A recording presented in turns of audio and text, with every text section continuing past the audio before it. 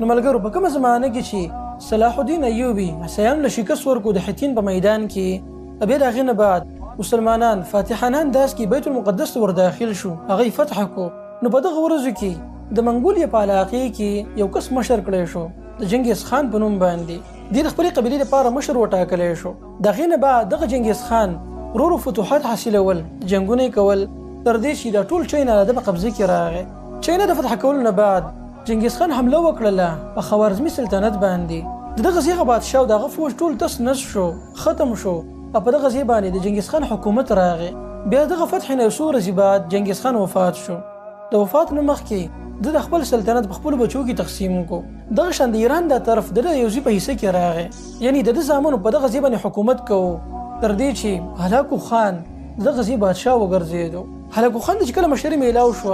نو هغه ولنۍ حمله وکړله په بغداد باندې. د بغداد هغه لایبرري بیت الحکمت هغه وسوځوله، د هغې کتابونه یې درې فرات ته ورغوزار کړل. په لکونو انسانان یې په دغه ځای کې ووجل او دومره بدبو سیوا شوه چې دغه هلاکو خان په خپله د کلي نه بهر ته ووتو او په لرې ځای کې خپلې خیمې ولګولې. بدبو د وجې نه څوک په بغداد ښار کې پاتې کېدی نه شو،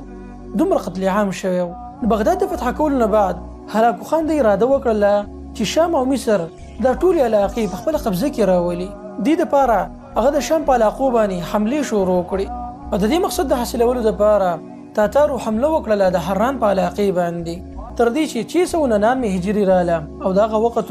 چې د بغداد نه تاتار راولګېدل او په شام باندې غټه حمله وکړله. په دغه زمانه کې د شام په علاقې باندې د مملوکو حکومت او دغه زماني مملوکي بادشاه رکن الدین راولګېدو او د تاتارو د حملې په خلاف خپله دفاع وکړله. د دې دواړو په مابین کې غټ جنګ وشو او دغه جنګ په نتیجه کې د مملوکو د حکمران ته شکست میلاو شو او د شام د اکثرې علاقې د تاتارو په لاس کې ورغللې. نو تاتار راولګېدل او د دمشق په دغه علاقو باندې حملې شروع کړې، تر دې چې د دمشق کومه قلعه وه هغه محاصره کړله او بار بار په مختلفو کلو باندې حملې کولې. نو کله چې ابن تیمیه رحمه الله دې صورتحال ته وکتل نو هغه خپل هغه تدریس او فتاوی چېرته کېښودې او د تاتارو په خلاف د جنګ میدان ته راکوز شو. ابن تیمیه رحمه الله ولګېدو، د شام په دې علاقو کې وګرځېدو، خلکو له دعوتونه شروع کړل، تسلي به یې خلکو له ورکوله او دا خبره به یې کوله چې تاسو تسلیمیږئ مو تاتارو ته. ابن کثیر رحمه الله خپل کتاب البدایه والنهایه کې دا لیکلي دي وکله چې تاتارو د دمشق دغه قلعه محاصره کړې وه نو شیخ الاسلام د دغه قلعې والا خلکو ته یو خط ولیکو او په خط کې ورته دا ولیکل چې تاسو چېرته هم دې خلکو ته تسلیمیږئ مو، تر دې که ستاسو سره هېڅ هم پاتې نه وي په دې قلعه کې، صرف کمر د سره پاتې یو کمر، نو هغه هم چېرته دغه تاتارو له ور نه کوي که په تاسو کې طاقت موجود وي. د مخکینۍ چې کومه حمله شوې وه د تاتارو په دغه حمله کې ډېر مسلمانان هغو قید کړي وو، د ځان سره یې بولي بغداد ته. دې وجې نه شیخ الاسلام نور علما د ځان سره کړو او دغه بادشاه محمود غازان خواله ورغی. محمود غازان د هلاکو خان په اولادو کې و، د خپل نوم غازان خان و، خو دې مسلمان شو، خپل اسلام یې ښکاره کو، خلکو ته یې دا وویل چې زه مسلمان یم. په خپل علاقو کې د چنګیز خان قوانین ختم کړو او برای نام اسلامي نظام قایم کو. مورخین خپل کتابونه کې لیکلي دي وایي د دې خبرې نه مقصد دا و چې زه به خلکو د خپل ایمان ظاهر کړم اسلام، او دې له وجې نه د شام او مصر د علاقې نیول به ماته اسانه شي. خو والله اعلم چې په دې خبره کې څومره صداقت دی. خو بالاخر شیخ الاسلام دغه محمود غازان خواله راغی او د هغه سره میلاو شو. په دې ملاقات کې ابن تیمیه رحمه الله ډېرې سختې خبرې وکړې د محمود غازان ته او ده ته دا خبره وکړه چې ته خپل دا دعوه کې چې زه مسلمان یم،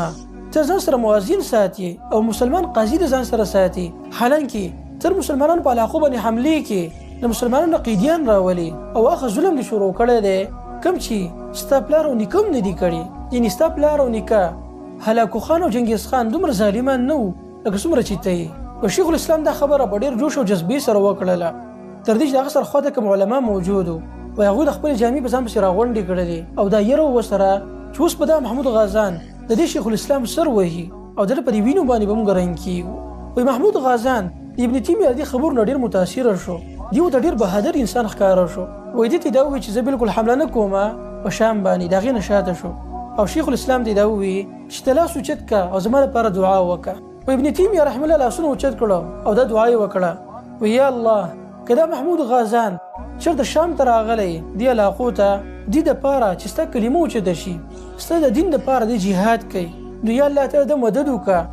د حکمراني نور مضبوطه کړه او خلک د ده تابعدار وګرځوه او یا الله کړي چېرته په غلطه اراده باندې راغلی د ده مقصد شر او فساد خورولي ستا په دې ځمکه باندې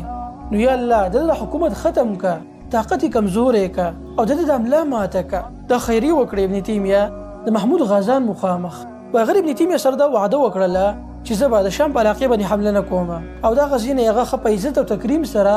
راواپس کو دمشق ته یې راورسو نو دې محمود غازان د شیخ الاسلام سره دا وعده کړې وه چې زه به ستاسو قیدیان در پرېږدم او د شام په علاقې به زه حمله نه کوم نو ابن تیمیه رحمه الله د به خبرې باندې عمل وکړو دمشق ته راغی او په دې کې خپل غزول کار دوباره جاري کو یعنی درس او تدریس خو تقریبا 2-3 میاشتې بعد دوباره دا خبره خوره شوله چې محمود غازان خپل وعده ماته کړې ده او دوباره په شام باندې حمله کول غواړي کله چې ابن تیمیه ته خبر راورسېدو نو هغه ډېر په غم غوسه کې راغی او دا کوششونه شروع کړو چې په کومې طریقې سره دا تاتار منع کړي شام ته د راتلو نه دې دپاره هغه خلکو ته بیانات شروع کړل ځای په ځای خلکو له ډاډګیرانو ورکوله او دا خبره یې کوله چې تاسو ثابت قدم پاتې شئ او تاتارونه یریږئ مو نو په دغه وخت کې دا خبر هم خوره شوله چې د محمود غازان هغه لښکرې شام طرف ته را روانې دي نو د دې خبر د وجې نه په شام کې ډېره یره خوره شوله ځای په ځای باندې اعلانونه وشو چې د چا سره هم خپله سورلۍ وي سامان وغیره ورسره وي نو هغه دي زر تر زره د شام د علاقې نه وځي ځکه چې تاتار په دې ځای باندې حملې کولو والې دي دې وجې نه پرله پسې خلک ور روان شو د شام نه ووتل او نورو علاقو کې خواره شو خو ابن تیمیه خپل کوشش جاري وساتو وایي خلکو ته به یې قسم وخوړو چې زما دې په الله قسمي چې دې پیرله به موږ غالبه کېږو په دې تاتارو باندې د دې سره سره ابن تیمیه رحمه الله دا اراده وکړله چې مصر ته راشي او کومک د ځان سره کړي چې د تاتارو مقابله وکړي دې لپاره هغه مصر ته راغی او دغه زمانې چې کوم بادشاه و سلطان محمد رکن الدین ابن قلاوون دغه سره میلاو شو او بار بار هغه ته نصیحت وکړو په هغه کې جوش او جذبه سیوا کړه دې خبرې طرف ته چې ته ضرور زموږ مدد وکړه د خپلو لښکرو سره راشه شام طرف ته او تاتار منع کړه چې شام ته را داخل نه شي لیکن دې سلطان د مخکینی شکست میلاو شوی و دې ډېر یریدلی و د هغې نه او دې دا نه غوښتله چې دوباره دې ته د شکست میلاو شي دې د وجې نه دې نه راضي کېدو لیکن د ابن تیمیه رحمه الله په دې ژبه کې لا ډېر اثر ایښودی و د دې بادشاه ته نصیحتونه وکړو د جهاد ترغیب یې ورته ورکړو او په جوش کې یې راوستو ده ته یې قسم وخوړو چې موږ به دې پیغله غالبه کېږو په تاتارو باندې و بالاخر دغه مملوکي سلطان د ابن تیمیه د خبره ومنله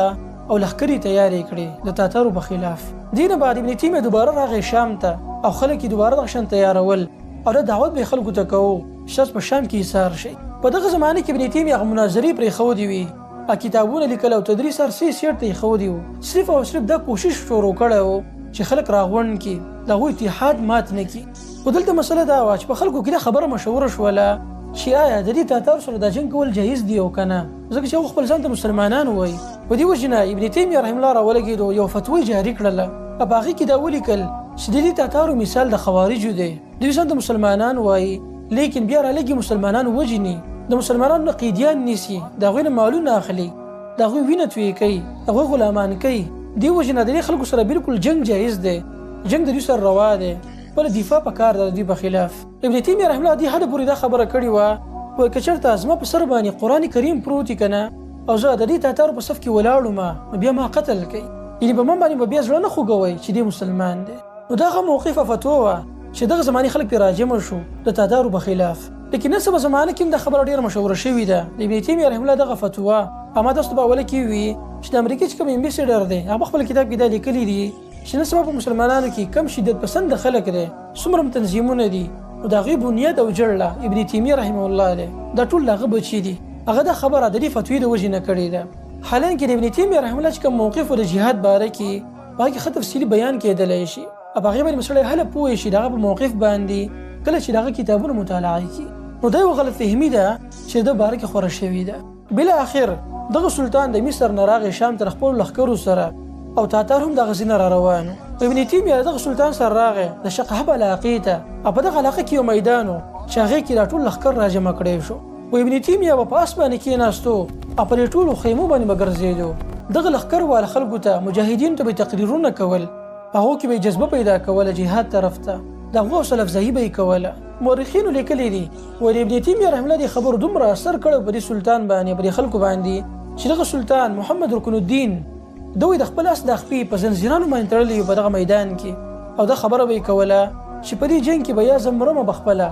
او یا به تاتارو ته شکست میلاویږي په دې میدان کې نو دغه شاندو په دې میدان کې انتظار کوو تر دې چې تاتار د خپل لښکرو سره راورسېدل. په دې ځای کې له دواړو طرفونه صفونه برابر شو او تقریبا د مازدیګر ټیم و چې دې دواړو لښکرو په یو بل باندې حمله وکړله. په دې میدان کې ډېر سخت جنګ وشو. مورخینو لیکلي دي په ابن تیمیه په خپل اس باندې ناسو او کوم چې مقدمه وه د لښکر په هغې کې مخې ته روان و، د دښمن سره جنګېدو. دې وجې نه په دې لښکر کې موجود د نور خلکو په زړونو کې حوصله پیدا شوه او هغوی نور هم سخته حمله وکړله په دې تاتارو باندې. په اوله کې وایي تاتار غالبه شو او د مسلمانانو چې کومه میمنه وه ښی طرف ته لښکر و، نو په هغې باندې تاتارو سخته حمله وکړله او د هغې چې کوم کمانډر و حسام الدین هغه په دغه حمله کې شهید کړی شو. لیکن بیا د بل طرف نه یو مسلمان کمانډر راغی د ښی طرف ته او دغه مسلمانانو دفاع یې وکړله او دا جنګ یې کوو تر دې چې ماښام شو. تیاري د وجې نه دغه جنګ په دې ځای کې وختي طور باندې ختم شو. نو په دغه ځای کې مسلمانانو خپل ځان تیار کړو او کله چې سحر وختي و نو په دغه ټیم کې د تاتار چې کوم لښکر و دوی راغلل دغه نهر طرف ته او اوبه یې څښلې. لیکن په دغه دوران کې مسلمانان دوی پسې راورسېدل او په دوی باندې سحر وختي چې رڼا هم لا پوره نه وه پرېوتې په ځمکه باندې په دوی باندې سخته حمله وکړله.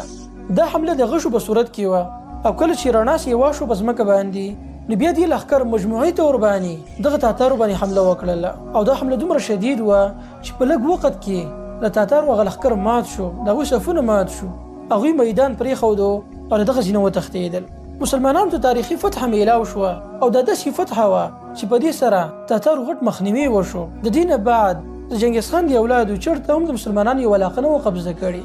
د هغوی دپاره اخرنی او اولنی شکست و. ابن تیمیه د مسلمانانو د دې لښکر او د سلطان محمد رکن الدین ابن قلاوون سره دمشق ته را داخل شو. په دغه ځای کې عوامو ډېر غټ استقبال وکړو د ابن تیمیه رحمه الله. دغه په نوم باندې نعرې ووالې شوې او په خلکو کې د دغه مقبولیت نور هم سیوا شو.